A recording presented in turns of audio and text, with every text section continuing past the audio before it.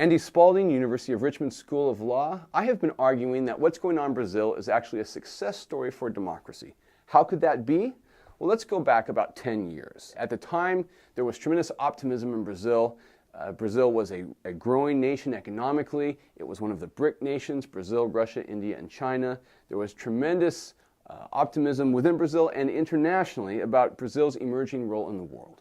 And then a couple things happened. One was a bribery scandal, which at the time seemed tremendous. It's since been dwarfed by what's going on today. It was called Mensalão, and it was a vote-buying scheme that implicated a great number of high-ranking officials. That was 2005. Shortly thereafter, Brazil began a long, slow slide into the current recession. The optimism about its economic growth started to wane, and people grew concerned. Then, at about this time, people realized in this country that is now cash-strapped and shown to be poorly governed, are one of 3 nations ever in history to host back-to-back the 2 most expensive sporting events in the world, the FIFA World Cup and the Summer Olympics.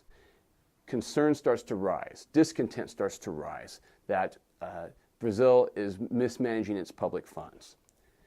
Then the straw that broke the camel's back were some rate increases in public transportation, and with that, people took to the streets expressing their discontent. There were large-scale protests that were widely publicized. In response to those protests, Brazil's democratically elected Congress enacted a series of laws that gave enforcement officials the tools that they need to address corruption.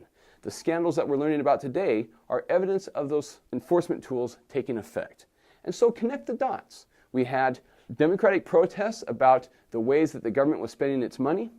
In response to those protests, this democratic government enacted a series of reforms. Those reforms are now taking effect to expose systemic corruption in government. That, I submit, is a beautiful story. It's a success story, and I hope the world can come to see it that way.